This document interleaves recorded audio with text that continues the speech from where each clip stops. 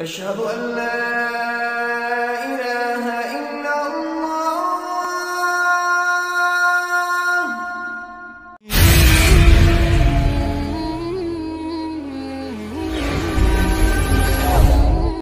السلام عليكم ورحمة الله وبركاته.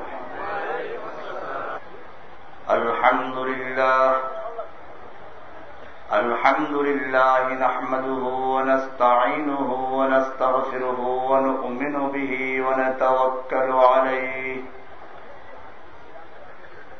ونعوذ بالله من شرور أنفسنا ومن سيئات أعمالنا. من يهده الله فلا مضل له ومن يضلله فلا هادي له. وأشهد أن لا إله إلا الله وحده لا شريك له لا ند له ولا ضد له ولا مثل له ولا مثيل له ولا شبه له ولا شبيه له. وأشهد أن سيدنا محمدا عبده ورسوله المبعوث إلى الأسود والأحمر لتتميم مكارم الأخلاق. لا يخلق نبي بعده ولا رسول بعد رسالته ولا شريعة بعد شريعته ولا دين بعد دينه. صلى الله تعالى عليه وعلى آله وأصحابه الذين هم خلاصة العرب العرباء وهم كالنجوم في السماء للاقتداء والاهتداء وهم مصابيح الرحمة ومفاتيح الغرر. وعلى آله وصحبه أجمعين. أما بعد فقد قال الله سبحانه وتعالى في كلامه المجيد والفرقانه الحميد. أعوذ بالله من الشيطان الرجيم. بسم الله الرحمن الرحيم. قد جاءكم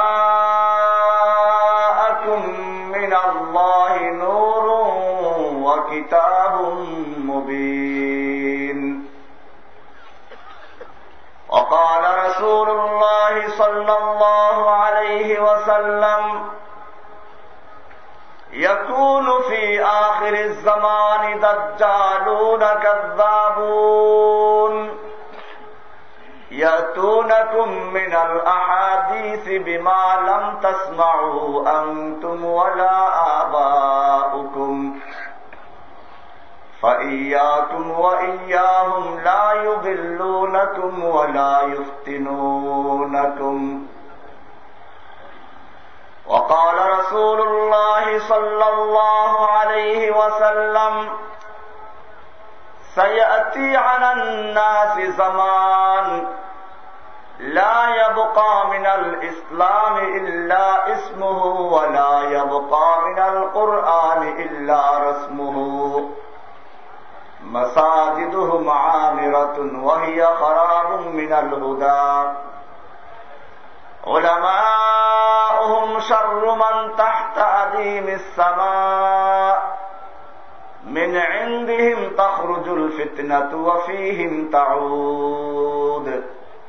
صدق الله تعالى وصدق رسوله النبي الأمي الكريم. ونحن على ذلك لمن الشاهدين والشاكرين والحمد لله رب العالمين.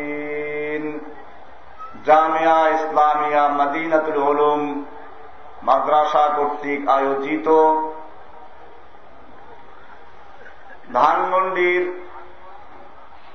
এই নদীর পারে অবস্থিত 2 দিনব্যাপী মাহফিলের আজকের সমাপনী দিবসের সম্মানিত সভাপতি হযরত উলামায়ে কিরাম, বিভিন্ন স্থান থেকে আগত কোরআন এবং হাদিসের সঠিক অনুসারী মুমিন মুওয়াহহিদ ভাইয়েরা এবং পর্দার আড়ালে অবস্থানরত আমার মা ও বোনেরা, আল্লাহ সুবহানাহু ওয়া তাআলার মহান দরবারে লাখ শুকরিয়া জ্ঞাপন করছি, যিনি আমাদেরকে এই তাফসীরুল কোরআন মাহফিলের এই কোরআনের মাহফিলে অংশগ্রহণ করার জন্য তৌফিক এনায়েত করেছেন। এজন্য জোরে সোরে বলি আলহামদুলিল্লাহ। কোরআনুল কারীমের আলোচনা মাগরিব থেকে পর্যন্ত আপনারা শুনেছেন। আমিও মূলত যেহেতু মাদ্রাসার মাহফিল, এজন্য কোরআনের উপরেই কিছু আলোচনা হবে। প্রথমে কোরআন কি জিনিস, এরপরে সে কোরআনের জন্য আমাদের কি করণীয়, কোরআন কিভাবে প্রতিষ্ঠিত হতে পারে সেজন্য আমাদের দায়িত্ব কর্তব্য কি, এই কর্মসূচি আপনাদেরকে দেওয়া হবে ইনশাআল্লাহ। কোরআনুল কারীম আল্লাহর কালাম, বাদশার কথা, কথার বাদশা, কালামুল মুলুকে মুলুকুল কালাম। আল্লাহ রাব্বুল আলামিন মানব জাতিকে 2টো চক্ষু দিয়েছেন দেখার জন্য, কিন্তু চোখ যত ভালোই হোক না কেন, চোখ দিয়ে দেখতে হলে শর্ত আছে। চোখের সামনে কোন রকম আলো থাকতে হবে, সূর্যের আলো, চাঁদের আলো, তারকার আলো, মোমবাতির আলো, বিদ্যুতের আলো। কোন প্রকারের আলো যদি তোমার চোখের সামনে না থাকে, তোমার চক্ষু যত ভালো হোক না কেন, তুমি কিছুই দেখতে পাবে না। ঠিক কিনা? ঠিক তেমনি ভাবে আল্লাহ রাব্বুল আলামিন মানব জাতিকে আর একটা চক্ষু দান করেছেন, বিবেকের চক্ষু, জ্ঞানের চক্ষু, মেধা।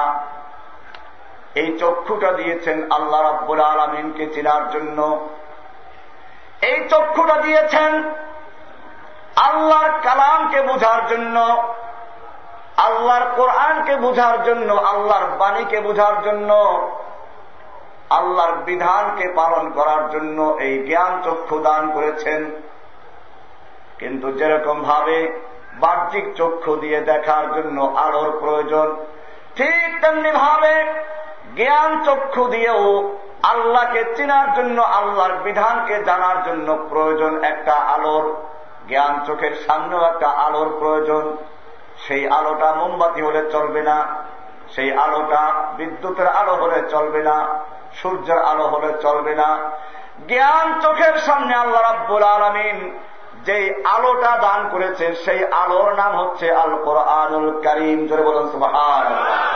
قد جاءكم من الله نور وكتاب مبين, তোমাদের কাছে আল্লাহর পক্ষ থেকে নূর এবং কিতাবে মুবিন আগমন করেছে।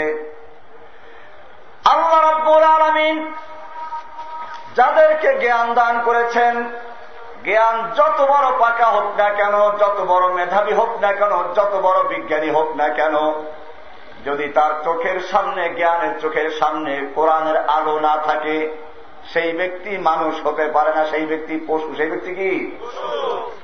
এটা কোরআনও বলে, ওরা নিজেরাও দাবি করে। কোরআনুল কারীমে আল্লাহ তাআলা ইরশাদ করছেন, আর রহমান আল্লামাল কোরআন খালাকাল ইনসান। আর রহমান আল্লাহ রাব্বুল আলামিনের নাম। এরপরে বলছেন আল্লামাল কোরআন, কোরআন শিক্ষা দান করেছেন। তারপরে বলেছেন খালাকাল ইনসান, মানুষকে সৃষ্টি করেছেন। অথচ দুনিয়ার সব মানুষ জানে মানুষ আগে সৃষ্টি হয়, আগে জন্ম হয়, তারপরে কোরআন শিখে। কিন্তু আল্লাহ রাব্বুল আলামিন উল্টা বললেন, আগে বলছেন আল্লামাল কোরআন, কোরআন শিক্ষা দান করেছেন, তারপরে খলাকাল ইনসান, মানুষ সৃষ্টি করেছেন। তাফসীরে এটাকে মূল রহস্য হচ্ছে আল্লাহ রাব্বুল আলামিন জানিয়ে দিলেন, তুমি যত বড় জ্ঞানী হও, বিজ্ঞানী হও না কেন, যতক্ষণ পর্যন্ত তোমার জ্ঞানের সামনে, তোমার মেধার সামনে, তোমার বিবেক বুদ্ধির সামনে কোরআনের আলো না থাকবে, কোরআনের শিক্ষা না থাকবে, অতক্ষণ পর্যন্ত তুমি মানুষ নয়, তুমি একটা পশু। সেই জন্য আল্লামাল কোরআনকে আগে বলেছেন, খলাকাল ইনসান পরে বলেছেন। এই জন্য আমরা দেখি মানুষ বলে শিক্ষাই আলো, ঠিকই আছে, কিন্তু সেই কোন শিক্ষা? কোরআনের আলো যদি না থাকে, দুনিয়ার সর্বোচ্চ শিক্ষা লাভ করে সংসদ ভবনে বসে মারামারি করে, ঠিক কিনা? গতকাল মারামারি করে নাই? এরা শিক্ষিত লোক। শিক্ষাই যদি আলো হয়, শিক্ষার নাম যদি আলো হয়, তাহলে এই লোকগুলো কেন মারামারি করতে গেল? ঠিক তেমনি ভাবে বাংলাদেশ বিশ্বে কয়েকবার চ্যাম্পিয়ন হলো কিসের মধ্যে? কেন? এই দুর্নীতি কি কোনো গরিব লোকেরা করেছিল? এই দুর্নীতি কোনো কৃষক করেছিল? এই দুর্নীতি কি খেওয়াঘাটের মাঝি করেছিল? এই দুর্নীতির রিপোর্ট তৈরি করা হয়েছিল পুলিশ প্রশাসন থেকে শুরু করে সচিবালয় পর্যন্ত শিক্ষিত লোকেরা বসবাস করে। এই শিক্ষিত লোকদের অফিস আদালতে জরিপ করে তারপরে দুর্নীতির রিপোর্ট তৈরি করে বিশ্বের 1 নাম্বার খেতাব দেওয়া হলো, ঠিক কিনা? এই লোকগুলো শিক্ষিত লোক কিনা? বোঝা গেল শিক্ষা ছিল, কিন্তু ওই শিক্ষাটাকে আলো বলা যায় না। এই জন্য বলেছেন আর রহমান আল্লামাল কোরআন খলাকাল ইনসান। আল্লাহ রাব্বুল আলামিন মানুষকে সৃষ্টি করেছেন, কিন্তু মানুষ হয় যখন আল্লামাল কোরআন, কোরআনের জ্ঞান অর্জন করে তখন মানুষ হয়। এর আগ পর্যন্ত যত মেধাবী হোক সে মানুষ হতে পারে না। তাহলে কি সে পশু? এটা ওরা নিজেরাও দাবি করে। আল্লাহ রাব্বুল আলামিন ডারউইন নামক এক ব্যক্তিকে বিজ্ঞান দিয়েছিলেন, জ্ঞান দান করেছিলেন, ঠিক কিনা? এই ডারউইনের অনেক শিষ্যরা এখনো বিশ্ববিদ্যালয়ের শিক্ষক, ওই মতবাদে বিশ্বাসী, যারা বিভিন্ন বিশ্ববিদ্যালয়ে পড়াশোনা করান, শিক্ষকতা করেন। ডারউইন সাহেবের জ্ঞানের সামনে কোরআনের নূর ছিল না, সেজন্য তিনি আল্লাহকে চিনতে পারেন নাই, স্রষ্টাকে চিনতে পারেন নাই। তিনি যখন চিড়িয়াখানায় গিয়ে দেখলেন যে বান্দরেরা ভেঙচি মারে তার মতো দেখতে, সে মনে করল এই বান্দরগুলো আমার বাপ দাদা, ঠিক কিনা? তিনি একা ওখান থেকে শিক্ষা লাভ করলেন, বাপ দাদা খুঁজে পেলেন। তিনি একটা মতবাদ শিক্ষা দিলেন পৃথিবীর মানুষের সামনে, মানুষ আসলে বানরের থেকে সৃষ্টি হয়েছে। বানর গাছে ঘষতে ঘষতে লেজটা পড়ে গেছে, এরপরে সোজা হয়ে হাঁটতে শুরু করেছে, মানুষ হয়ে গেছে। এইটা ওনার শিষ্যরা যারা পড়ায় তারা আবার প্রচার করে, বিশ্ববিদ্যালয়ের টেবিলে বসে পড়ায়, আর বলে যদি বিশ্বাস না করো তাহলে পিছনে হাত দিয়ে দেখো, লেজের গোড়াটা এখনো পাওয়া যাবে। ছাত্ররা গোপনে হাত দিয়ে দেখে যে লেজের গোড়া এখনো আছে, তখন মাথা ঝুলায় আর বলে হ্যাঁ ঠিকই তো, আমরা আসলেই বানরের গোষ্ঠী। ওরা কার গোষ্ঠী? কোরআনের সঙ্গে মিলে গেছে কিনা? আল্লাহ রাব্বুল আলামিন সেজন্য বলেছেন তোমার জ্ঞান বিজ্ঞান যত বেশি হোক না কেন, যদি জ্ঞান চোখের সামনে কোরআনের আলো না থাকে তাহলে তুমি কিছুই বুঝতে পারবে না, কিছুই জানতে পারবে না, তুমি একটা পশু। ও আমার ভাইয়েরা, বোয়াল মাছ আর পাবদা মাছ দেখতে কাছাকাছি কিনা? আজ পর্যন্ত কোন পাগলেও বলে নাই যে পাবদা মাছগুলোই হচ্ছে বোয়াল মাছের আদি পুরুষ। কেউ বলেছে? টাকি মাছ, গজার মাছ, শোল মাছ দেখতে কাছাকাছি কিনা? আজ পর্যন্ত কোন পাগলও বলে নাই এই গজার মাছ আর টাকি, গজার মাছ আর শোল মাছের পূর্বপুরুষ হচ্ছে টাকি মাছ। কেউ বলেছে পর্যন্ত? ঠিক এরকম ভাবে কিন্তু ডারউইন সাহেব যখন দেখলেন চিড়িয়াখানায় গিয়ে বানরেরা ঝুলে, দেখতে ওর বাবার মতো দেখা যায়, তখন তিনি বুঝলেন যে এটা তার বাপ দাদা। চিড়িয়াখানায় এখনো বান্দর ঝুলে কিনা? জন্ম চিড়িয়াখানায়, মৃত্যু চিড়িয়াখানায়। জন্ম থেকে মৃত্যু পর্যন্ত যুগ যুগ ধরে বানর চিড়িয়াখানায় গাছে ঝুলে। আজ পর্যন্ত কোন একটা বানর আধা মানুষ, পোয়া মানুষ, শিকি মানুষ হয়েছে কিনা? আগে যদি ঘষতে ঘষতে লেজটা পড়ে যায়, এখন হয় না কেন? বোঝা গেল এই লোকগুলো আসলেই কি পশু পশু। এই জন্য আল্লাহ তাআলা কোরআনে বলেছেন উলাইকা কাল আনআম, এই লোকগুলো হচ্ছে পশুর মতো। আল্লাহ তাআলা তারপরে বলেন না সরি পশুর মতো না, বালহুম আবাল, পশুর চেয়ে আরো মারাত্মক, আরো খারাপ, আরো পথভ্রষ্ট। কারণ পশুও নিজের পরিচয় জানে, নিজের মা বাপকে চিনে, আর এই মানবরূপী পশুগুলো নিজের মা বাপ পর্যন্ত চিনতে পারে না, বানরকে তাদের মা বাপ বলে স্বীকার করে নিয়েছে। এই জন্য আল্লাহ তাআলা কোরআন দিলেন যে কোরআন হচ্ছে আলো। কোরআন কি? ক্বাদ জাআকুম মিনাল্লাহি নূরুন ওয়া কিতাবুম মুবিন, তোমাদের কাছে আল্লাহর পক্ষ থেকে নূর এবং কিতাবে মুবিন আগমন করেছে। যেই নূর এবং যেই কিতাব তোমাদের সামনে তোমার পরিচয় খুলে দিবে, যেই নূর তোমার সামনে তোমার কর্মসূচি তুলে দিবে, যেই নূর তোমাকে আল্লাহর সঙ্গে মিলিয়ে দিবে। আল্লাহ রাব্বুল আলামিন মানুষকে সৃষ্টি করার পরে এর চেয়ে একটা বড় সম্মেলন করেছিলেন। সেই সম্মেলনে আদম থেকে শুরু করে কিয়ামত পর্যন্ত যত লোক দুনিয়াতে আগমন করেছেন সমস্ত মানুষকে আল্লাহ রাব্বুল আলামিন অংশগ্রহণ করার সুযোগ করে দিয়েছিলেন। সেখানে আল্লাহ নিজের পরিচয় দিয়েছেন যাতে করে কোনো বানরের বাচ্চা বলতে না পারে আমরা বানরের সন্তান। আল্লাহ রাব্বুল আলামিন সেজন্য নিজের পরিচয় দিয়ে আবার প্রশ্ন করলেন আলাস্তু বিরাব্বিকুম, বলো আমি তোমাদের রব নই কি, আমি তোমাদের রব কিনা? সমস্ত মানুষে তখন স্বীকার করলো ক্বালু বালা, অবশ্যই আপনি আমাদের রব। শাহিদনা, আমরা সাক্ষ্য দিচ্ছি আপনি আমাদের রব। আমাদের রব কে? আমাদের রব আছে, আমাদের সৃষ্টিকর্তা আছেন, আমাদের তিনি সব ব্যবস্থা করেন, তিনি সব কি করেন? রবের মানি এটা। এই জন্য প্রথম বিশ্বাস রবের উপরে, তারপরে উলুহিয়াত চলে আসবে। আল্লাহ রাব্বুল আলামিন এই রব সম্পর্কে প্রথমে পরিচয় দিলেন দুনিয়াতে পাঠাবার আগে। এরপরে দুনিয়াতে আসার পরে আবার ঈমানের পরে সবচেয়ে গুরুত্বপূর্ণ ইবাদতের নাম সালাত। নাম কি? এই সালাতে দাঁড়িয়ে আমরা বলি আলহামদুলিল্লাহি রাব্বিল আলামিন, রবের কথা চলে আসলো। আবার রুকুতে গিয়ে বলি সুবহান রাব্বিয়াল আযীম, রুকুর থেকে সোজা দাঁড়িয়ে রব্বানা লাকাল হামদ। আবার সিজদায় গিয়ে সুবহান রাব্বিয়াল আলা। বারবার কার কথা বলা হচ্ছে? রবের কথা। কার কথা? দুনিয়াতে আসার আগে রব, দাঁড়াইয়ে রব, রুকুতে গিয়ে রব, সিজদায় গিয়ে রব। আবার যখন দুনিয়ার থেকে মানুষ কবরে চলে যাবে, কবরে যাওয়ার পরে আখিরাতের প্রথম ঘাঁটি কবর, তিনটা প্রশ্ন করা হবে। সেই তিনটা প্রশ্নের প্রথম প্রশ্ন হবে মান রব্বুকা, বলো কে তোমার রব ছিল? তোমার রব কি ছিল? সারা জীবন তুমি রবের চিনানায় পরিচয় জানো নাই। আল্লাহ রাব্বুল আলামিন সেজন্য হযরতে মূসা আলাইহিস সালাতু ওয়াস সালামকে বললেন রবের পরিচয় দাও, ফেরাউনকে গিয়ে রবের দিকে আহ্বান করো। আর রবের মানে আমরা যেরকম আমাদের সমাজের লোকেরা বলে খালি পালনেওয়ালা, এইটা ফেরাউনও জানতো।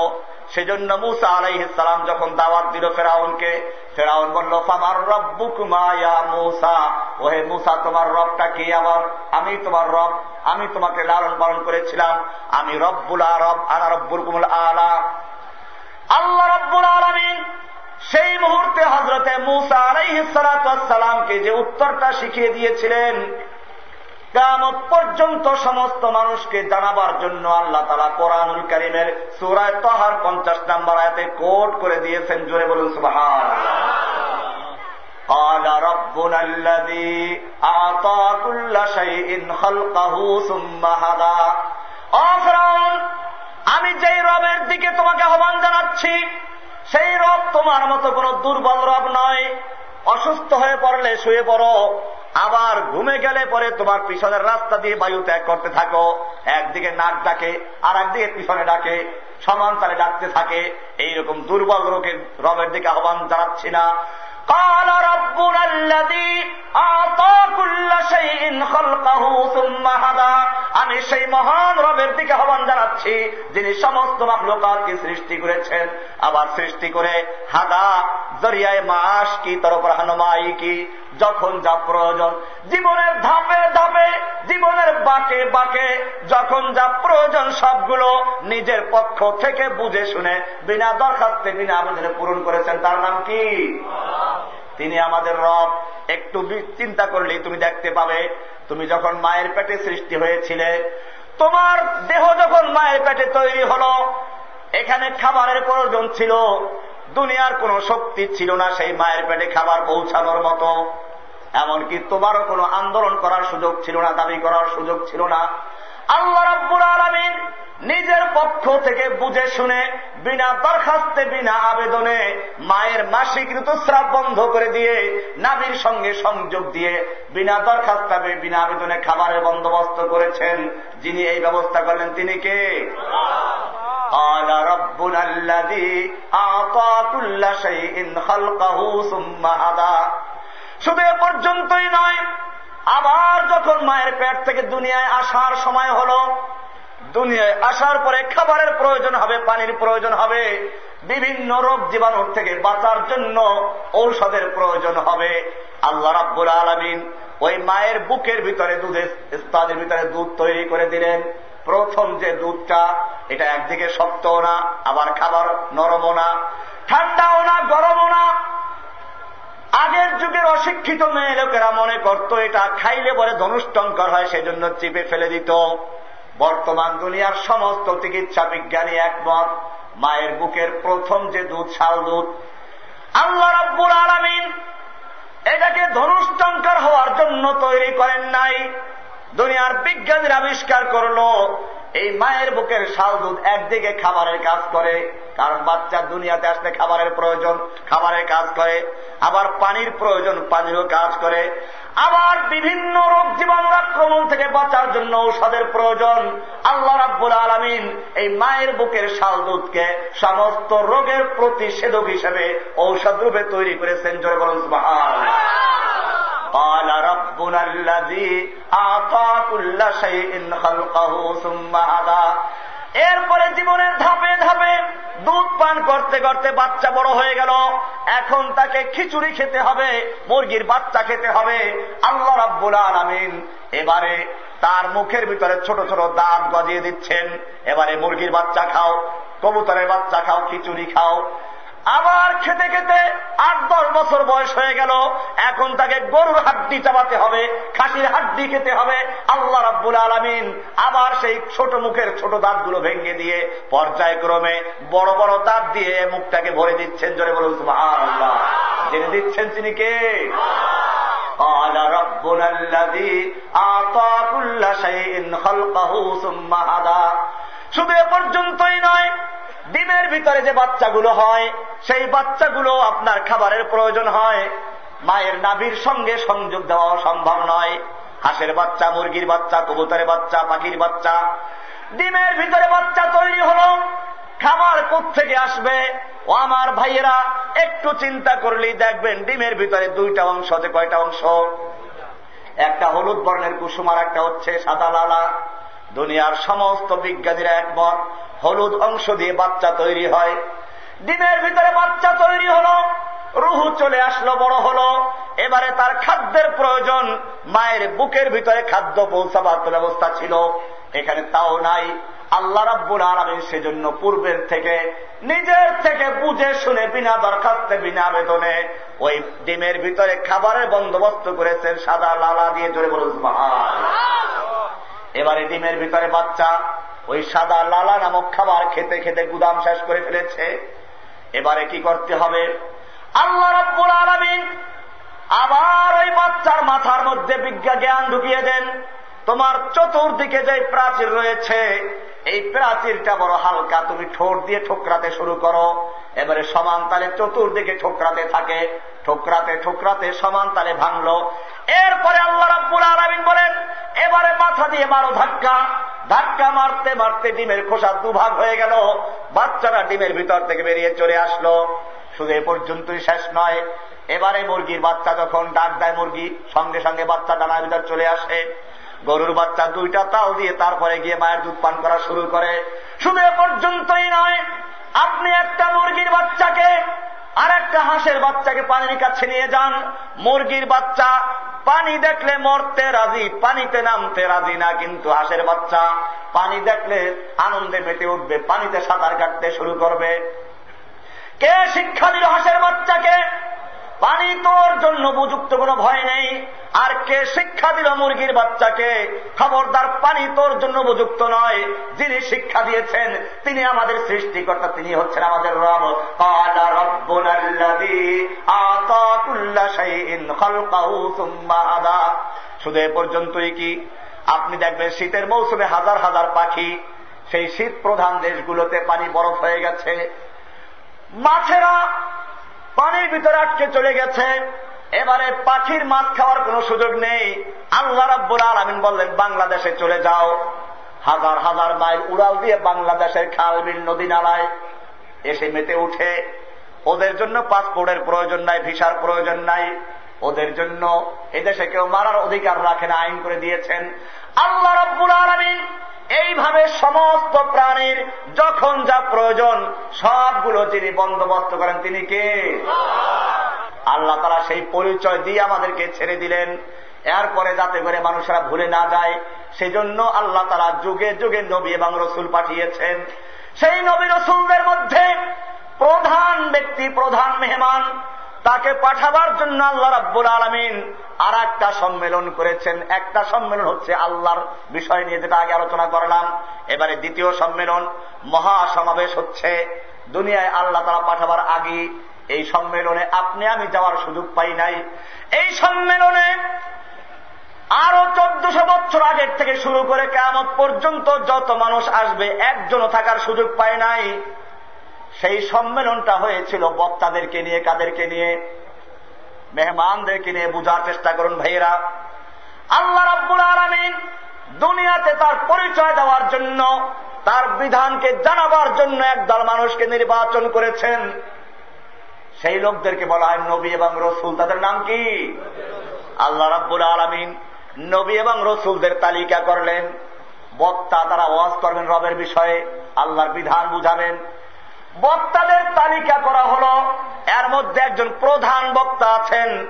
সেই প্রধান বক্তার জন্যই দুনিয়াকে সুন্দর করে সাজানো হচ্ছে। এবারে আল্লাহ রাব্বুল আলামিন এই বক্তাদের মাহফিল ডাকলেন, বক্তাদের সম্মেলন হচ্ছে।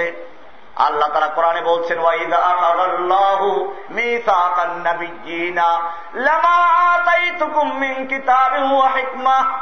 আল্লাহ রাব্বুল আলামিন সমস্ত নবী এবং রাসূলদেরকে একত্র করে বললেন, আমি তোমাদেরকে নবুয়ত দান করব, রিসালাত দান করব, কিতাব দান করব, হিকমা দান করব, কিন্তু শর্ত হচ্ছে তোমাদের পরে একজন প্রধান মেহমান আসবেন। সুম্মা জাআকুম রাসূলুম মুসাদ্দিকুল লিমা মাআকুম। অতঃপর তোমাদের মাঝে প্রধান মেহমান যাবেন। সেই মেহমানকে? প্রধান মেহমান যাবেন। আমাদের নবীর দিকে ইঙ্গিত করা হচ্ছে। তিনি যখন তোমাদের মাঝে যাবেন তখন তোমাদের কাজ হবে লা তুমিনুন্না বিহি ওয়া লা তানসুরুন্নাহু। সেই নবীর প্রতি ঈমান আনতে হবে এবং তাকে সাহায্য করতে হবে। তখন আর অন্য কোন ধর্ম, অন্য কোন মতবাদ পালন করলে চলবে না। সব বাদ দিয়ে সেই নবীর প্রতি ঈমান আনতে হবে, তাকে সাহায্য করতে হবে। ঠিক কিনা? কোরআনের আয়াত। আল্লাহ বললেন, ওই মেহমান গেলে পরে আর কোন মতবাদ চলবে না। তোমাদের পর্যন্ত কাজ হবে সেই নবীর প্রতি ঈমান আনা।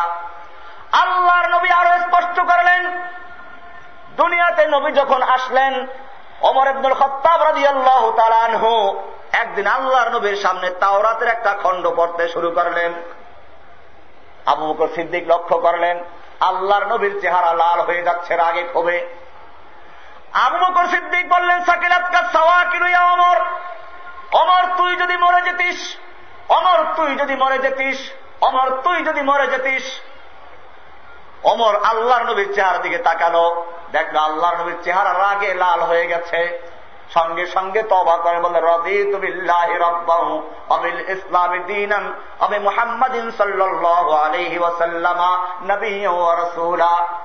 এরপরে আল্লাহর নবী বললেন, ও ওমর, তুমি আমার সামনে তাওরাতের খণ্ড পাঠ করছো, জেনে রাখো এই তাওরাত কিতাব যার উপর নাযিল হয়েছিল, লাউ কানা মূসা হাইয়ান, আজকে যদি সেই মূসা নবী জীবিত থাকতো, ওয়া আদরাকা নবুওয়াতি, এবং আমার নবুয়ত কাল পেত, আমার নবুয়তের সময় যদি মূসা নবী জীবিত থাকতো, তাহলে মা ওয়াসিআহু ইল্লা ইত্তিবাই, মূসা নবী পর্যন্ত পরকালে মুক্তি পেতে হলে আমার অনুসরণ করা ছাড়া, আমার ইত্তেবা করা ছাড়া তার নাজাতের কোনো ফয়সালা হতো না। করে বলুন সুবহানাল্লাহ। আল্লাহ তার অঙ্গীকার নিলেন। কিন্তু এই দেশের হাজার হাজার পীর আছে, যেই পীরেরা বলে পরকালে মুক্তির জন্য ইসলাম ধর্ম গ্রহণ করা কোনো দরকার নাই। হিন্দু হোক, বৌদ্ধ হোক, যে যার ধর্মে আছে সেই ধর্মে বসে আল্লাহকে ডাকলে পরকালে নাজাত পাওয়া যাবে। অমুসলমান চিৎকার মানে বলো, এই লোকগুলো পীর না শয়তান? আল্লাহর ওলি না শয়তানের ওলি? তারা বলে পরকালে মুক্তির জন্য ইসলাম ধর্ম গ্রহণ করা দরকার নেই, তারা সরাসরি কোরআন এবং হাদিসের বিরোধিতা করছে। আল্লাহ তাআলা কোরআনে আরো বলেছেন, ইন্নাদ-দীনা ইনদাল্লাহিল ইসলাম। আল্লাহ তাআলা আল্লাহর কাছে একমাত্র মনোনীত, শুধুমাত্র মনোনীত দিন হচ্ছে ইসলাম। কি নাম? এরপরে বলছেন, ওয়ামান ইয়াবতাগি গায়রাল ইসলামি দীনান, যে ব্যক্তি ইসলাম ছাড়া অন্য কোন দিন, অন্য কোন মতবাদ গ্রহণ করলো, অন্য কোন তন্ত্র মন্ত্র ধর্ম গ্রহণ করলো মুক্তির জন্য, ফালাই ইউকবালা মিনহু, তার কিছুই গ্রহণযোগ্য হবে না। সে যত ইবাদত করুক, যত দান সদকা করুক, যত ভালো কাজ করুক। আল্লাহ রাব্বুল আলামিন আরো স্পষ্ট করে দিয়ে বলেছেন, ওয়াল্লাযীনা কাফারু আমালুহুম কাসারাবিন বিকিআ ইয়াহসাবুহু আয-যামআনু মাআ হাত্তা ইযা জাহু লাম ইয়াজিদহু শাইআ। আল্লাহ রাব্বুল আলামিন বলছেন, ওয়াল্লাযীনা কাফারু, যারা কাফের।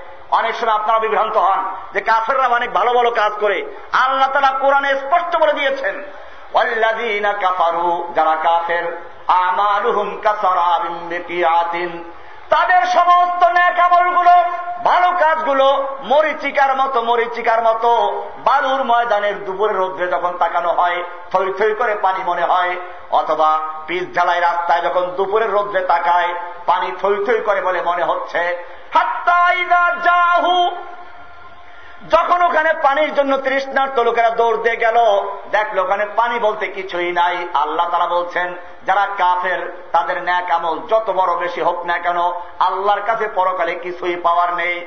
আল্লাহ বললেন, পরকালে মুক্তি পাওয়ার জন্য ইসলাম ছাড়া কোনো কিছু চলবে না। আর আমার দেশের কতগুলো পীর কিতাবে লিখে দিল, পরকালে মুক্তির জন্য ইসলাম গ্রহণ করা দরকার নাই। কারটা মানবো? পীরেরটা না আল্লাহরটা মানবো? পরকালে মুক্তির জন্য ইসলাম গ্রহণ করা শর্ত কিনা? যদি কোন ব্যক্তি ইসলাম গ্রহণ করা শর্ত মনে না করে, সে ব্যক্তি পীর না শয়তান? একটা ইঙ্গিত দিয়ে রাখলাম আলোচনার সামনে। এরপরে আল্লাহ রাব্বুল আলামিন বলছেন, তোমাদের মাঝে মেহমান যাবে, প্রধান মেহমান যাবেন।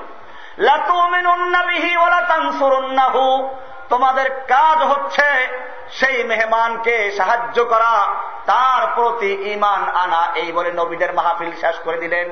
এবারে মেহমান বক্তা আসতে শুরু করলো। সব বক্তার আলোচ্য বিষয় একটা, কয়টা?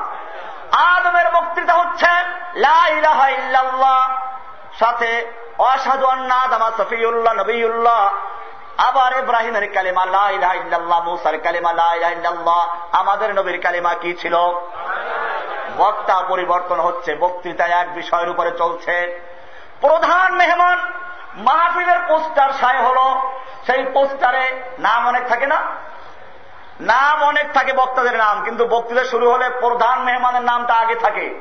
বক্তৃতা শুরু হলে প্রধান মেহমান আগে আসে না পরে আসে? এই দেখেন না, এখানের পোস্টার আছে, বড় পোস্টার, সর্বশেষ নামটা আছে আমার, এসে গেছে আগে। আল্লাহ রাব্বুল আলামিন নবুয়তের পোস্টার ছায় করলেন।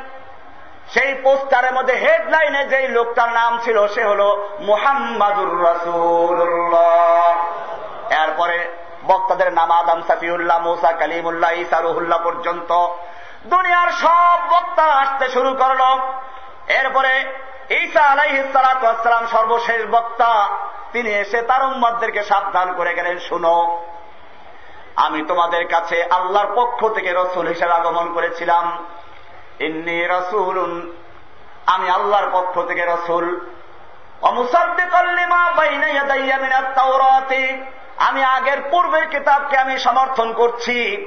এরপরে শুনে রেখো, ওয়া মুবাশশিরাম বিরাসূলিন, আমি তোমাদেরকে সুসংবাদ দিচ্ছি একজন রাসূল সম্পর্কে। একজন রাসূল আমার পরে আসবেন, ইয়াতি মিন বাদি, যিনি আমার পরে আসবেন, ইসমুহু আহমদ, তার নাম কি?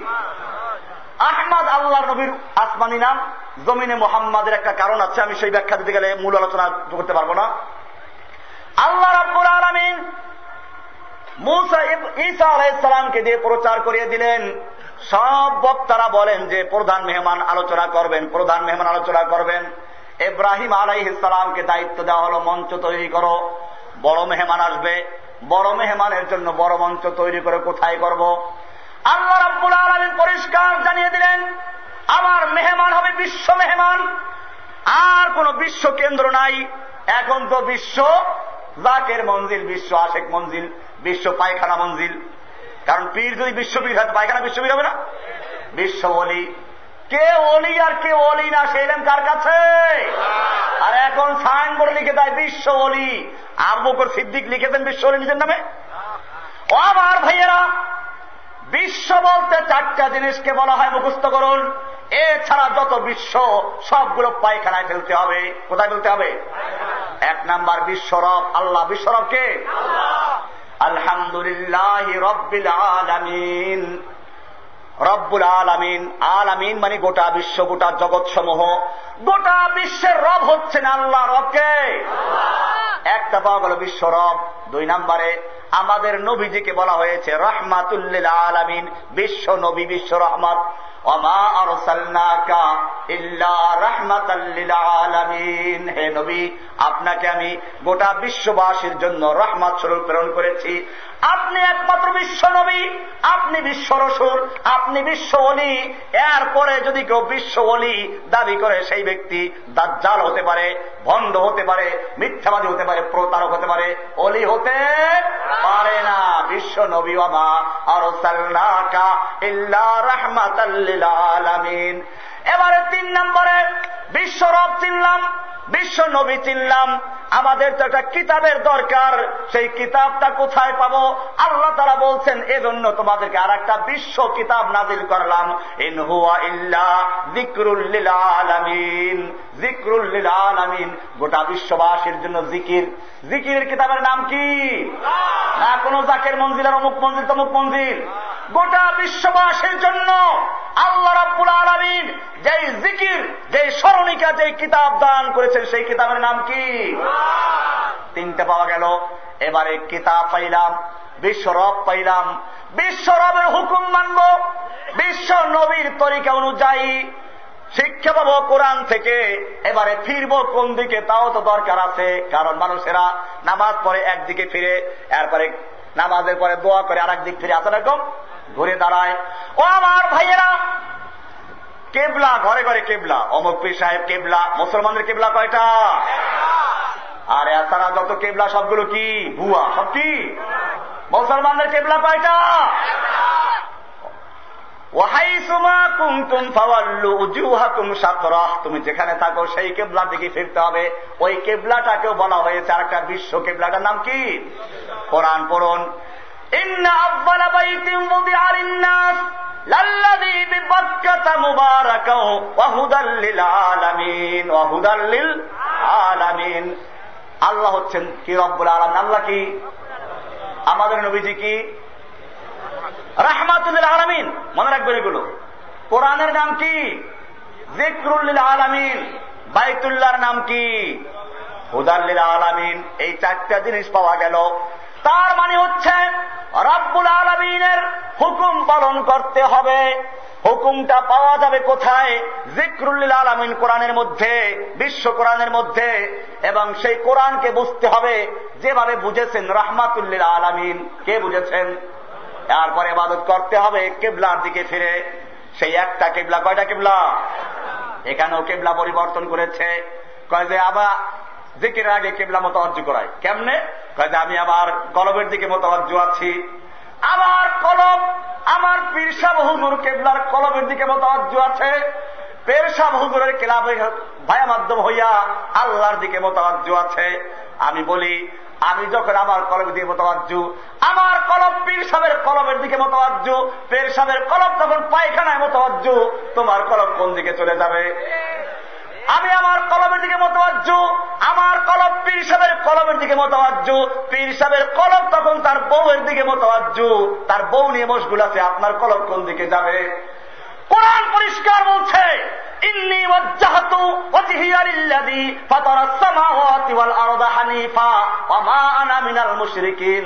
হে নবী, আপনি পরিষ্কার জানিয়ে দিন, ইন্নী ওয়াজ্জাহতু ওয়াজহিয়া, আমি আমার চেহারা মুতাওয়াজ্জহ করলাম কার দিকে?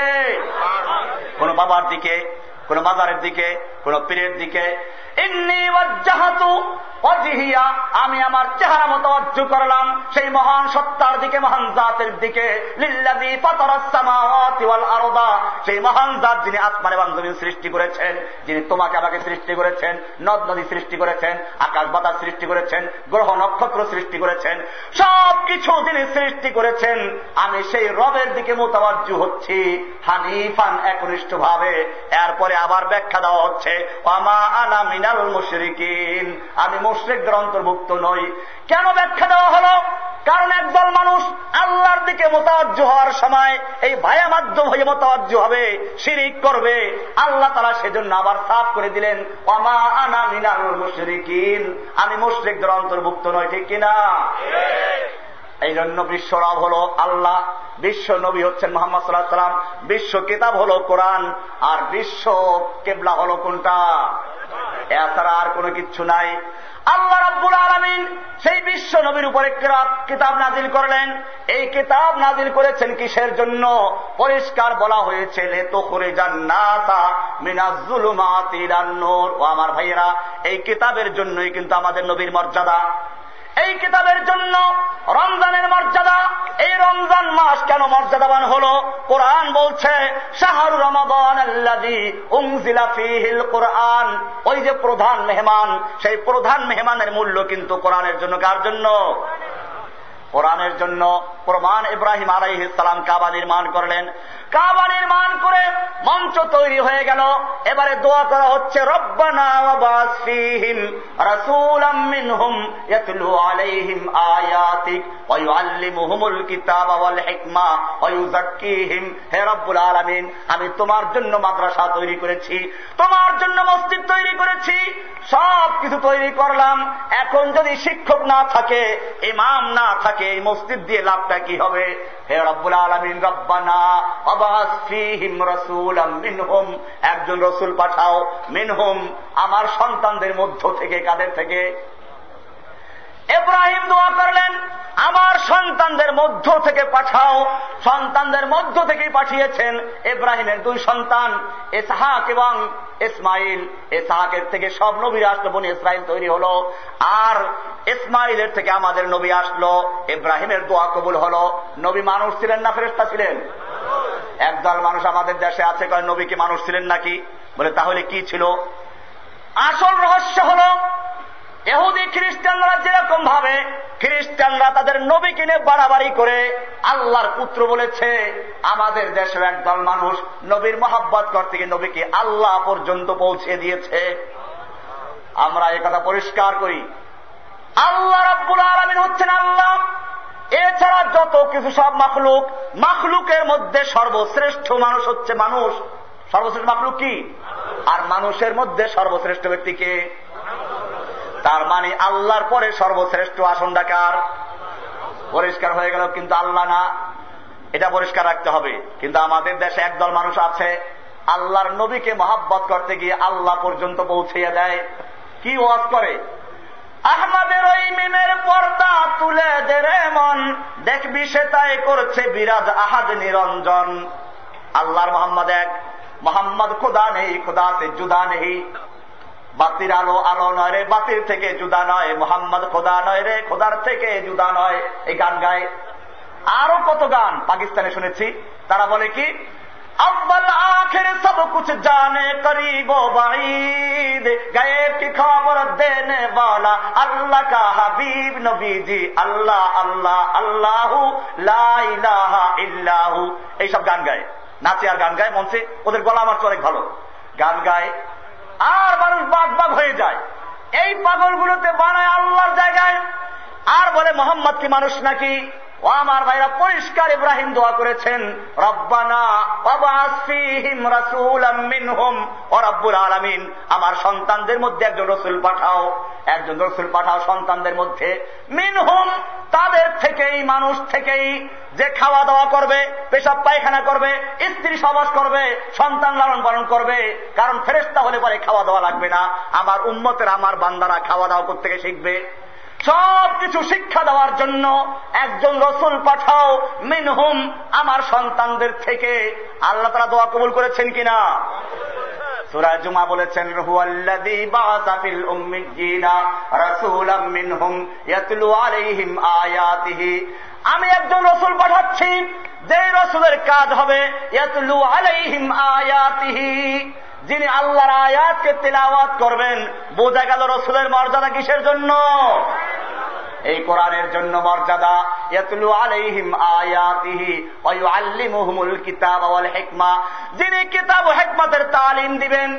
তালিম দিতে হবে। এখন আবার এক দল বের হয়েছে, আহলে কোরআন। নাম কি? আহলে কোরআন, আহলে হাদিস, আহলে অমুক তমুক, বিভিন্ন ফেরকা করে মুসলমানদেরকে বিভক্ত করেছে। এক লোক রাখালগিরি করত, 3 মালিকের ছাগল বলতো। কয় মালিকের? এখন 3 মালিকের ছাগল আলাদা কেমনে করবে? সেজন্য এক মালিকের ছাগলের কান কাটলো, আর এক মালিকের ছাগলের কান ছিদ্র করলো, আর একটার নাক ছিদ্র করে দিল, যাতে করে চিনা যায়। ঠিক তেমনি ভাবে ইহুদি খ্রিস্টানরা মুসলমানদেরকে বিভক্ত করার জন্য শুধু কান ছিদ্র করে নাই, টুপি পর্যন্ত আলাদা করে ফেলেছে। ঠিক কিনা? এই টুপি এই পীরের, ওই টুপি ওই পীরের, এই পাগড়ির কালার পর্যন্ত পরিবর্তন করেছে। ঠিক কিনা? ও আমার ভাইয়েরা, আল্লাহ রাব্বুল আলামিন ইব্রাহিম আলাইহিস সালামকে জানিয়ে দিলেন, হ্যাঁ রাসূল পাঠাচ্ছি যে কোরআন তেলাওয়াত করবে, ইয়াতলু আলাইহিম আয়াতি ওয়া ইউআল্লিমুহুমুল কিতাব ওয়াল হিকমা, কিতাব ও হিকমার তালিম দিতে হবে। আল্লাহর নবী যে তালিম দিয়েছেন সেই তালিমের নাম হাদিস। তালিমের নাম কি? সুতরাং কোন ব্যক্তি যদি হাদিসকে অস্বীকার করে, হুজ্জিয়তের হাদিসকে অস্বীকার করে, সেই ব্যক্তি মুসলমান না কাফের? পরিষ্কার কাফের। কারণ কোরআনে আল্লাহ তাআলা বলেছেন, আতিউল্লাহ ওয়া আতিউর রাসূল, তোমরা আল্লাহ এবং আল্লাহর রাসূলের ইতাআত করো। রাসূলের ইতাআত করবো কেমনে হাদিস না মানলে? তাছাড়া আমি আলোচনা আসতেছি একটু পর ইনশাআল্লাহ। এখন যেটা চলছে শুধুমাত্র সিরিয়ালটা সোজা করতেছি। কোরআন আল্লাহ রাব্বুল আলামিন নাজিল করলেন। কোরআন, এই কোরআন নাজিল করলেন, এইটা তেলাওয়াত করার জন্য আল্লাহর নবীর মর্যাদা। নবীর মর্যাদা কিসের জন্য? তার প্রমাণ হলো এই কোরআনের জন্য আল্লাহর নবীকে রক্ত দিতে হলো। ও আমার ভাইয়েরা, আপনার ইতিহাস তালাশ করুন, নবীর কত মর্যাদা, নবীর কত মর্যাদা। আল্লাহ তাআলা যা বলছেন কোরআনে, নবীর উপরে যখন কোরআন নাজিল হতে শুরু করলো, তিনি কোরআনকে মুখস্থ করার জন্য ঠোঁট নাড়াচাড়া করে মুখস্থ করতে লাগলেন। গুরুত্বপূর্ণ পড়া যদি শিক্ষক দেয় আর বলে কালকে সবক শোনাইতে হইবে, তাহলে পিট্টি লাগাবো। কিন্তু ছাত্র কি করে? ছাত্র খুব গুরুত্ব দিয়ে পড়ে, ঠোঁট নাড়াচাড়া করে। ঠিক সেরকম ভাবে আল্লাহর নবীর প্রতি যখন কোরআন নাজিল হতে লাগলো, কোরআনকে দ্রুত মুখস্থ করার জন্য ঠোঁট নাড়াচাড়া করে পড়তে আরম্ভ করলেন। আল্লাহ তাআলা সঙ্গে সঙ্গে ওহী নাযিল করে দিলেন, নবী হে, আপনাকে নিয়ে এত কষ্ট দিতে চাই না, আপনি আমার প্রিয় লোক। লা তুহাররিক বিহি লিসানাকা লিতাজালা বিহি ইন্না আলাইনা জামাহু ওয়া কুরআনা। হে নবী, কোরআনকে দ্রুত মুখস্থ করার জন্য আপনি ঠোঁট নাড়াচাড়া করবেন না। আপনি ঠোঁট নাড়াচাড়া করে কষ্ট করে কোরআন মুখস্থ করবেন, সেই দরকার আপনার নেই। ইন্না আলাইনা জামাহু ওয়া কুরআনা, জেনে রাখুন নিশ্চয় সমস্ত কোরআনকে নূর বানিয়ে আপনার সিনার মধ্যে জমা করে দেওয়া এবং সেই কোরআনকে প্রকাশ করা, আপনার বের করা, কোরআনের বয়ান করা, এই সব দায়িত্ব আমি আল্লাহ নিজে গ্রহণ করেছি। বলেন সুবহানাল্লাহ। আপনার কষ্ট করে মুখস্থ করার দরকার নেই। জিব্রাইল যখন আমার পক্ষ থেকে পড়ে, ফাইদা করানাহু ফাত্তাবি' কুরআনা, আমি যখন পড়ি, আমার জিব্রাইল যখন আপনাকে শোনায়, আপনি খালি শুনে থাকবেন, আপনার ঠোঁট নাড়াচাড়া করে মুখস্থ করার দরকার নেই। কি মায়া না সুন্দর? কি মায়া! ঠোঁট নাড়াচাড়া করে কোরআন মুখস্থ করার দরকার নেই। আরো সামনে চলুন। আল্লাহর নবী রাত ভর তাহাজ্জুদ পড়ছেন, ইবাদত করছেন। আল্লাহ রাব্বুল আলামিন বললেন, নবী হে, আপনার সারা রাত্র ইবাদত করার দরকার নেই। আপনি সারা রাত্র ইবাদত করলে জানি খুশি হন, আমি আল্লাহ আপনাকে কিছুক্ষণ ঘুমন্ত দেখলে খুশি হয়ে যাবে। বলুন সুবহানাল্লাহ। আপনি ইবাদত করুন আবার ঘুমান, অর্ধেক ঘুমান বা তার চেয়ে একটু কমান। ইয়া আইয়ুহাল মুযাম্মিল কুমিল লাইলা ইল্লা কালিলা, হে মুযাম্মিল আপনি রাতের বেলায় জাগরণ করুন, ইবাদত করুন, ঠিক আছে, কিন্তু কিছুক্ষণ ঘুমান। নিসফাহু আও ইনকুস মিনহু কালিলা, অর্ধেক বা আরো কিছু কমান। আপনি ইবাদত করুন আবার ঘুমাবেন, আপনি সারা রাত্রে ইবাদত করবেন, সেই কষ্ট আপনাকে দিতে চাই না। কেমন বা এমন হলো? শুধু এ পর্যন্তই নয়, আল্লাহর নবী মসজিদে নববীতে বসে আলোচনা হচ্ছে, কথা বলছেন, একজন সাহাবীর আওয়াজ নবীর আওয়াজের চেয়ে একটু বড় হয়ে গেল, নবীর আওয়াজের চেয়ে আওয়াজটা চাপা পড়ে গেল। অনেক মসজিদে এখন মিটিং চলে, আমাদের মসজিদের কথা বলতেছি না, আমার দোহা সাহেব আছেন সেক্রেটারি সাহেব, তাকে বলছেন, অন্যদেরকে বলছি, কারণ আমার সামনে তারা জোরে কথা বলেন অবশ্য। আরে সিলি বসে গেল, তাহলে কেমনি কি করা হবে? যে কথা বলছিলাম, মিটিং এ বসলে ইমাম সাহেবের কোনো ভূমিকাই থাকে না, আছে না এরকম? এই জন্য আয়াত পড়তে হবে, আল্লাহর নবীর নায়েবের সামনে, ইমামের সামনে কোন মসজিদ কমিটি, মাদ্রাসার কমিটি মেম্বারের কথা বলার অধিকার তো আছে, কিন্তু উচ্চস্বরে কথা বলার অধিকার নেই। কারণ আলেমরা কার নায়েব? আল্লাহর নবীর নায়েব। ওহী নাযিল হয়ে গেল, আল্লাহর নবী কথা বলছেন, আওয়াজ একটু বড় হয়ে গেল। ওমর বিন খাত্তাবের আওয়াজ এমনি বড় ছিল, বা অন্য কোন সাহাবীর আওয়াজ বড় হয়ে গেল। আল্লাহ রাব্বুল আলামিন সঙ্গে সঙ্গে ওহী নাযিল করলেন। সূরা হুজুরাত পড়লে পাবেন, ইয়া আইয়ুহাল্লাযীনা আমানু লা তারফাউ আসওয়াতাকুম ফাওকা সাওতিন নবী, হে ঈমানদারগণ খবরদার, তোমরা নবীর আওয়াজের চেয়ে জোরে আওয়াজে কথা বলবে না, নবীর আওয়াজের চেয়ে জোরে আওয়াজে কথা বলবে না। এমনটা যদি করো, আন তাহবাতা আমালুকুম, তোমাদের জীবনের সমস্ত আমলগুলো বরবাদ হয়ে যাবে, তোমাদের নামাজ, তোমাদের রোজা, তোমাদের জিহাদ, তোমাদের হজ, সবগুলো বরবাদ হয়ে যাবে। নবীর আওয়াজের চেয়ে জোরে কথা বলবে না। ও আমার ভাইয়েরা, আল্লাহ রাব্বুল আলামিন কত ভালোবাসেন নবীকে, তার প্রমাণ পাওয়া গেছে কিনা? কিন্তু এখন আমি উল্টা দিকে যাচ্ছি। আল্লাহর নবীকে তায়েফের ময়দানে যখন বৃষ্টির মতো পাথর মারা হচ্ছিল, আল্লাহ তাআলা তখন দেখতে পাচ্ছিলেন কিনা? উহুদের ময়দানে আল্লাহর নবী লোহার পোশাক পরিধান করে আছেন, গোটা শরীর লোহায় জড়িত, গলায় লোহার নেট পরা আছে, মাথায় লোহার টুপি পরা আছে। দুশমনরা লক্ষ্য করলো, তীর দিয়ে আঘাত করলে চলবে না, তরবারির আঘাত দিলে চলবে না। একটা দুষ্ট শয়তান চিন্তা করলো, একটা বড় পাথর যদি মাথায় মারা যায়, তাহলে পাথরের চাপা পরে বসে যাবে, লোহা ঢুকে মারা যাবে। এই পরিকল্পনা করে মেনজানিকের সাহায্যে বড় একটা পাথর নবীর মাথায় মারলো। ঠিকই নবী বসে পড়লেন, লোহায় মাথার টুপি ছিল, মাথায় টুপি ছিল, লোহার টুপি গালের ভিতরে ঢুকে গিয়ে দাঁতের আঘাত করলো। আল্লাহর নবীর দান শহীদ হয়ে গেল, দাঁত পড়ে গেল, লোহাটা মুখের মধ্যেই রয়ে গেল। যুদ্ধের শেষে একজন সাহাবী সেই দাঁত বের করার জন্য লোহাটা আনলেন কামড় দিয়ে, ওই সাহাবীরও দুইটা দাঁত পড়ে গেল। আল্লাহর নবীর চেহারা রক্তে রঞ্জিত হয়ে গেল। একটু দাঁতে ব্যথা হলে পাগল হয়ে যায় মানুষ। আল্লাহর নবীর গালের ভিতরে লোহা ঢুকে গেল। আমি জিজ্ঞেস করতে চাই, ওই দুষ্ট কাফের যখন আল্লাহর নবীকে উদ্দেশ্য করে পাথর মারছিল, আল্লাহ তাআলা দেখতে পাচ্ছিলেন কিনা? ফিরাইছিলেন নাকি? ফিরান নাই। কেন ফিরান নাই? এটা একটা রহস্য। আল্লাহর সঙ্গে খাতির নষ্ট হয়ে গেছিল। আমার সঙ্গে তো আসামের সাথে মনে করেন খাতির আছে, এখন একসাথে যাই, আমাকে একজনে মারলো, উনি ক্ষমতা থাকলে ফিরান নাই, খাতির থাকবে আর দৌড়বে ভাগেন, আপনার সম্ভব নয়, ঠিক কিনা? আল্লাহ রাব্বুল আলামিনের ফিরাবার ক্ষমতা ছিল কিনা? ফিরাইছিলেন নাকি? কেন খাতির নষ্ট হয়ে গেছিল? তাও হয় নাই। কোরআন সাক্ষী, অদ্দুহা ওয়াল্লাইলি ইযা সাজা মা ওয়াদ্দাআকা রাব্বুকা ওয়া মা ক্বালা, হে নবী আপনার রব আপনাকে ছেড়েও দেয় নাই, আপনার প্রতি অসন্তুষ্ট হয় নাই, বলে তাহলে আমাকে এত মারলো, তুমি কেন ফিরাও নাই? ফিরাবার ক্ষমতা তোমার ছিল। আল্লাহ রাব্বুল আলামিন বলছেন, আম হাসিবতুম আন তাদখুলুল জান্নাতা ওয়া লাম্মা ইয়াতিকুম মাসালুল লাযীনা খালাউ মিন ক্বাবলিকুম মাসাতুহুমুল বাসাউ ওয়াদ-দাররাউ ওয়াযুলজিলু হাত্তা ইয়াকুলার রাসূলু ওয়াল্লাযীনা আমানু মা'হু মাতা নাসরুল্লাহ। ও আমার বান্দারা শুনে রেখো, আমি আমার রসুলকে মার খাইয়েছি কিসের জন্য শুনে রেখো। কিয়ামত পর্যন্ত কোন পীর, কোন বুজুর্গ, কোন ওলি এই কথা বলতে না পারে যে কোরআন প্রতিষ্ঠিত করার জন্য রক্ত দেওয়ার প্রয়োজন নেই, কোরআনের জন্য মার খাওয়ার দরকার নেই। সেজন্য আল্লাহ রাব্বুল আলামিন তার প্রিয় রাসূলকে যুদ্ধের ময়দানে মার খাওয়াইছেন, আহত করেছেন, রক্তাক্ত করেছেন। কিয়ামতের মাঠে যারা যুদ্ধের ময়দানে আহত হয়েছে তারা সেই জখম নিয়ে উঠবে। বুখারী হাদিস, লাউনুহু ইয়াসউমু দামান, তাদের জখমগুলো তাজা হয়ে রক্ত ঝরতে থাকবে। লাউনুহু লাউনুদ দাম ওয়া রিহুহু রিহুল মিস্ক, রংটা হবে রক্তের রং, ঘ্রাণটা হবে মিশক আম্বারের রং, ঘ্রাণ। সুবহানাল্লাহ। সেই মিছিলে আল্লাহর নবী থাকবেন আহত, আবু বকর সিদ্দিক আহত, সমস্ত সাহাবায়ে কেরাম আহত। এই প্রমাণ করার জন্যই আল্লাহ রাব্বুল আলামিন তার নবীকে রক্তাক্ত করেছেন। জোরে বলুন সুবহানাল্লাহ। আল্লাহ তাআলা বলছেন, আমা হাসিবতুম আন তাদখুলুল জান্নাতা, তোমরা কি মনে করেছো জান্নাতে এমনি প্রবেশ করবে? ওয়ালাম্মা ইয়াতিকুম মাসালুল লাযীনা খালাউ মিন ক্বাবলিকুম, তোমরা খালি মিলাদ দিবে আর নবীর শাফাআত চাবে, এইটা হবে না। নবী যেই দিনের জন্য কাজ করেছেন সেই দিন আজকে যেই কোরআনের জন্য আমি প্রমাণ করেছিলাম। কোরআন বড় না নবী বড়?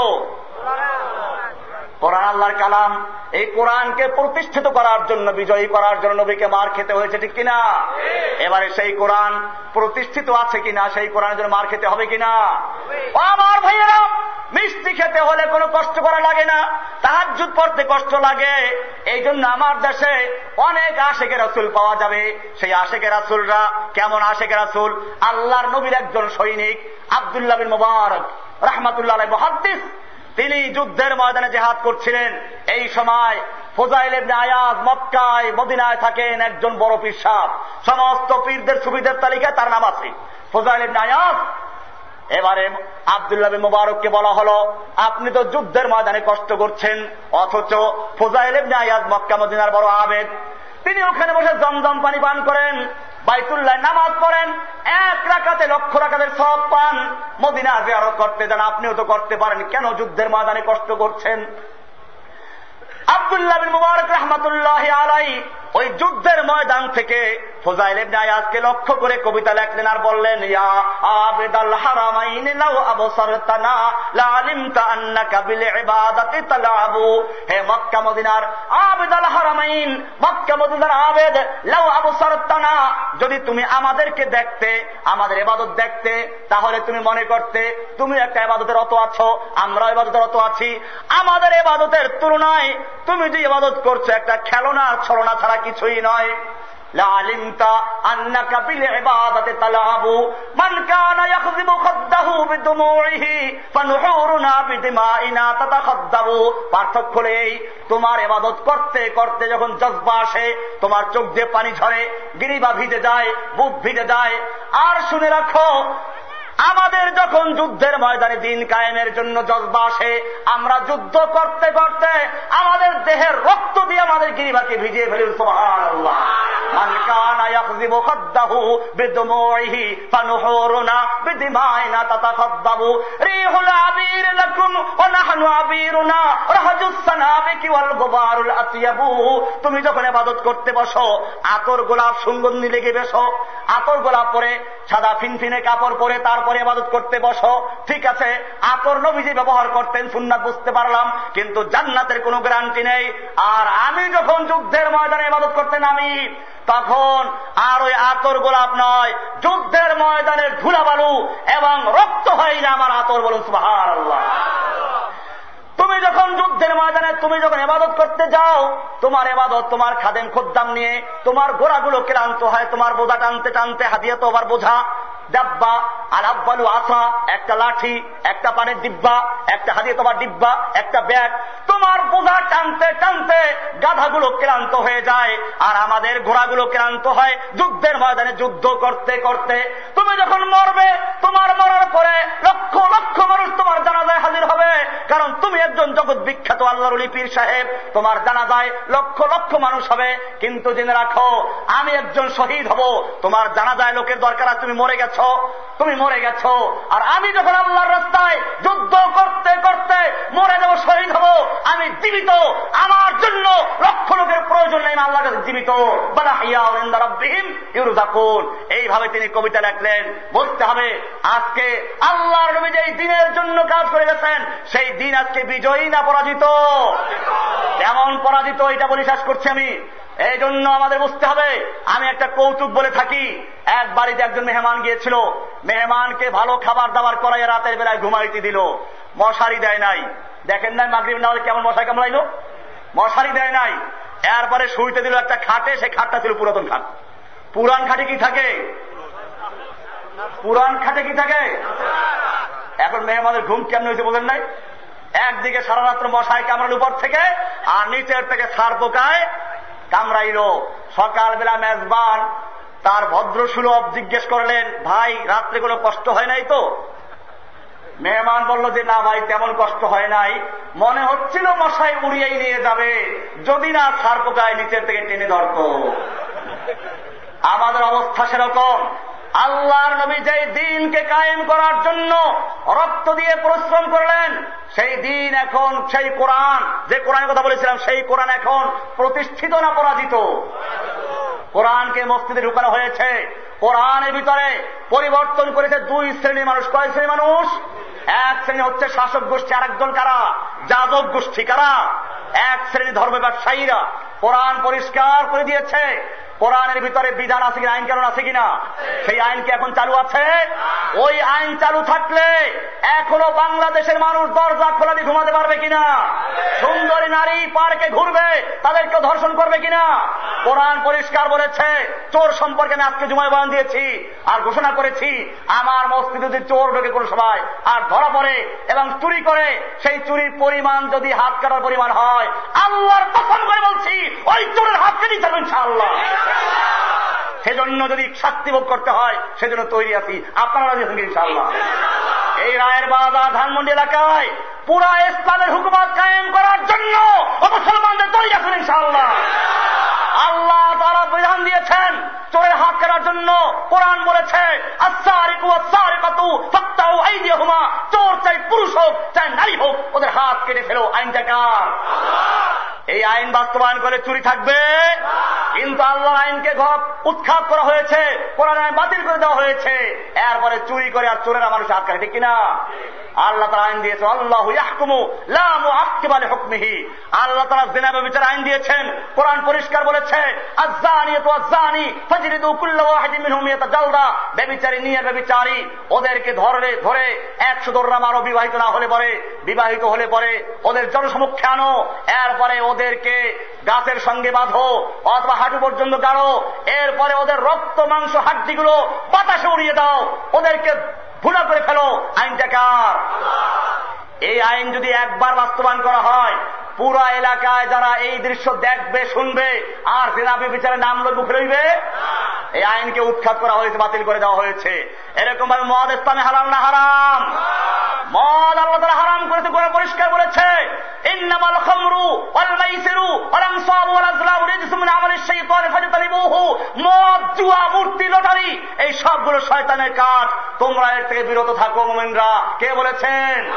আমার জাতি মদের লাইসেন্স দেয় আর বলে মদ লাইসেন্স থাকলে বৈধ। ঠিক আছে কিনা? মদ হারাম করেছেন কে? মুসলমান জাতি।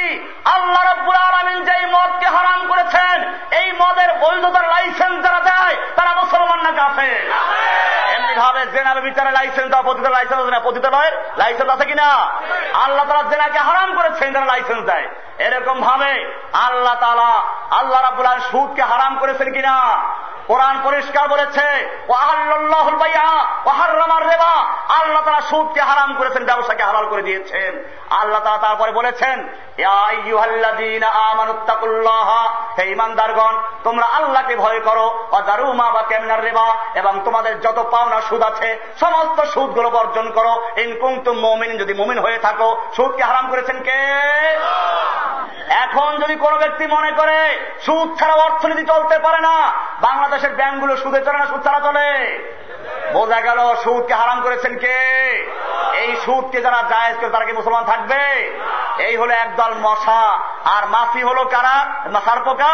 ইংরেজরা যখন এই দেশ দখল করেছিল, আপনারা জানেন এই দেশের তিনটা রিপোর্ট তারা চেয়েছিল। এক নাম্বার রিপোর্ট ছিল আমরা দেশ দখল করেছি, এই দেশ কিভাবে আমরা স্থায়ী হতে পারি। তখন এই দেশের দালালরা রিপোর্ট দিয়েছিল, এই ইংরেজদের দালালরা বলেছিল তিনটা কাজ তোমাদের করতে হবে। তোমাদের শত্রু এক নাম্বার মুসলমান শত্রু, এই মুসলমানদেরকে ধ্বংস করতে হলে তোমার পারলে তোমরা স্থায়ী হতে পারবে। মুসলমানদের ধ্বংস করার জন্য তিনটা পরিকল্পনা দেওয়া হয়েছিল। এক নাম্বার পরিকল্পনা মাদ্রাসা মসজিদ বন্ধ করো, দুই নাম্বার পরিকল্পনা কোরআন পুড়িয়ে দাও, তিন নাম্বার পরিকল্পনা আলেমদের হত্যা করো। ইংরেজরা সেই তিনটা পরিকল্পনা নিয়ে মাঠে নেমেছিল। ইতিহাস সাক্ষী আপনারা জানেন, ইংরেজরা এই দেশের মাদ্রাসা মসজিদগুলোকে ঘোড়ার আস্তাবল বানিয়েছিল। এদেশের ওলামায়ে কেরামদের 3 লক্ষ কোরআন শরীফকে দিল্লি শাহী মসজিদের সামনে আগুনে পোড়ানো হয়েছিল। এরপরে তারা ওলামায়ে কেরামদের হত্যা করার পরিকল্পনা করেছিল। আপনারা জানেন ডক্টর টামসন একজন খ্রিস্টান দার্শনিক এবং ঐতিহাসিক, তিনি লিখেছেন, আমার সৃষ্টিকর্তার কসম, আমি দেখেছি দিল্লির চাঁদনী চক থেকে খয়বর পর্যন্ত রাস্তার দুই পাশে এমন কোন গাছ ছিল না যেই গাছে এক একজন আলেমকে ফাঁসি দিয়ে ঝুলানো হয়েছিল। আমি দেখেছি ওলামায়ে কেরামদেরকে জীবন্ত অবস্থায় শুকুরের চামড়ার ভিতরে ঢুকিয়ে দিয়ে তারপরে ঘোড়ার পায়ের সঙ্গে বেঁধে দৌড়ানো হয়েছে। আমি দেখেছি দিল্লি শাহী মসজিদের পিছনে আমার তাবু ছিল, ডক্টর টমসন লেখেন, সেখানে 40 জন আলেমকে পোড়ানো হলো। এরপরে আরো 40 জনকে আনা হলো।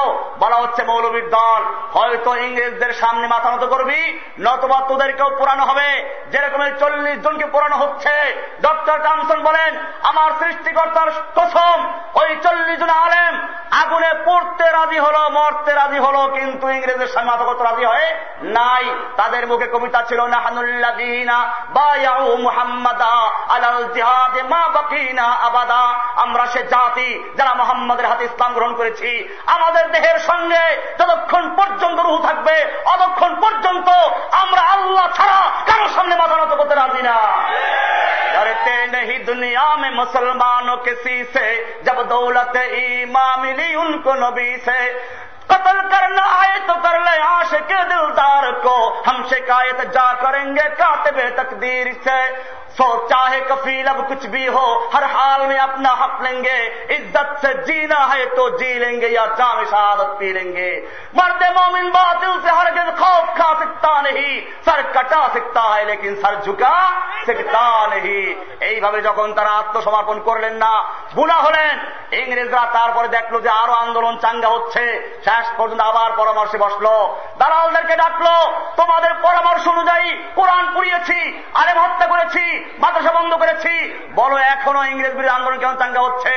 তখন তারা এই যে মাদ্রাসা, এই মদিনাতুল উলুম মাদ্রাসা, আরো ছোট ছোট মাদ্রাসা যেখানে 8 বছরে হাফেজ পাওয়া যায়, হাফেজদেরকে নিয়ে হাজির করলো আর বলল, তোমরা যে কোরআন পুড়িয়েছ এটা কাগজের কোরআন, তোমরা যে মাদ্রাসা পুড়িয়েছ ইটের মাদ্রাসা পুড়িয়েছ, আর এই বাচ্চার বুকে বুকে যে কোরআন আজকে দেখেন না কতজন পাঠিয়ে নিল, এই বুকে বুকে 30 পারা কোরআন সংরক্ষিত হয়েছে। তোমরা এই কোরআনকে কেমনে জ্বালাতে পারবে? ইংরেজ বুঝতে পারলো কোরআনকে এইভাবে জ্বালানো যাবে না। এবারে তারা গভীর চক্রান্তে লিপ্ত হলো, কিছু দালাল তৈরি করতে হবে, উরস তৈরি করতে হবে, বিতর্কত তারা ইসলামের ক্ষতি করবে, বাহ্যিকভাবে ইসলামের দাবি দেবে। সেইগুলো হচ্ছে দেশের ভণ্ডপীরগুলো। তারা এই দেওয়ানবাগি, রাজারবাগি, আটরশি, চন্দ্রবাড়া, কত পীর আছে না, এই সবগুলো কিসের? সেই ইংরেজদের প্রোডাক্ট। ইংরেজরা সেজন্য প্রথম যে মাদ্রাসা করে সেটার নাম ছিল কলকাতা আলিয়া মাদ্রাসা। কি মাদ্রাসা? কলকাতা আলিয়া মাদ্রাসা। এই মাদ্রাসার প্রথম প্রিন্সিপাল থেকে শুরু করে 27 জন প্রিন্সিপাল ছিল খ্রিস্টান, এবং সিলেবাস তৈরি করেছেন ডক্টর ম্যাকনি খ্রিস্টান, এবং 77 বছর পর্যন্ত খ্রিস্টানরা এটাকে পরিচালনা করেছে। তারা ইসলামের মৌলিক বিষয়গুলো বাদ দিয়ে শুধুমাত্র ইসলামকে ধর্মের থেকে মসজিদে ঢুকিয়েছে, খানকায় ঢুকিয়ে দিয়েছে। রাজনৈতিক, ব্যবসা বাণিজ্য, আদালত, বঙ্গভবন, গণভবন, সব জায়গাতে কোরআনকে উৎখাত করেছে। ও আমার মুসলমান ভাইয়েরা, যদি প্রয়োজন হয়, আল্লাহর নবী যেই দিনকে কায়েম করার জন্য রক্ত দিয়েছেন, যদি প্রয়োজন হয় বুকের তাজা রক্ত রাজপথে জেলে দিয়ে কোরআনকে বাস্তবায়ন কে তৈরি আছে ইনশাআল্লাহ। ভয় পেলে চলবে না, ভয় আসলে চলবে না। ভারতের 30 লক্ষ সৈন্য, আমেরিকার বিশাল বিমান বহর, রাশিয়ার এত সৈন্য, ভয় পেলে চলবে না। ডক্টর ইকবাল বলেছেন, তুম দিয়ে বাদে মুখালিফ সে না ঘবরায় ওকাব, ইয়ে তো চলতি है तुझे ऊंचा उड़ाने के लिए। হে মুসলমান যুবকেরা, তোমরা হচ্ছে সে ঊর্ধ্বগমনের বাস পাখি সমতুল্য।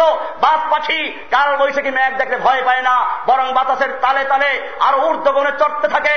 তোমরা হলো সেই যুবকেরা যারা কুফফারদের শক্তি দেখে ভয় পাবে না। তোমরা আরো শাহাদাতের তামান্না নিয়ে ময়দানে এগিয়ে যাবে, ঠিক কিনা ইনশাআল্লাহ? এজন্য দরকার সবক पर फिर सदाकत का, अदालत का, शजाअत का, लिया जाएगा काम तुझसे दुनिया की इमामत का। আমি একটু মিনিট 2-1 মিনিট বলতে চাই, এই মাদ্রাসা নদীর পারে আপনারা দেখেছেন প্রায় কত লক্ষ টাকা, 2,50,000 টাকা ঋণী আছে।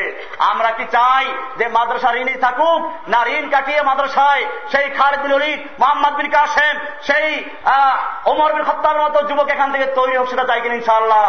কে কে চাই? তাহজ্জুদে নারায়ে তাকবীর, আল্লাহু আকবার, হাত নামান। আমরা কি শুধু স্লোগান দিয়ে আর দাবি করে ভালোবাসবো, নাকি বাস্তবে কিছু দিতে পারবো? লাইলি মজনুনের প্রেমের কাহিনী শুনেন নাই? লাইলি পাগল ছিল, মজনুন পাগল লাইলির জন্য। এই জন্য লাইলি করলো কি, মজনুনের জন্য দুধ পাঠাইতো। মজনুনরা সংখ্যা বাড়লো, এলাকা টাউট বাটপার যত ডুপ্লিকেট আছে সব তৈরি হলো মজনুন দুধ খাওয়ার জন্য।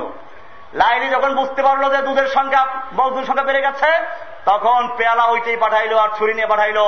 বলো যে লাইলি বড় অসুস্থ, আজকে আর দুধ পাঠায় নাই, আজকে একটা পেয়ালা পাঠিয়েছে, রক্তের প্রয়োজন। ওহে মজনুনরা, লাইলির জন্য রক্ত দেওয়ার জন্য প্রস্তুত কে কে আছো?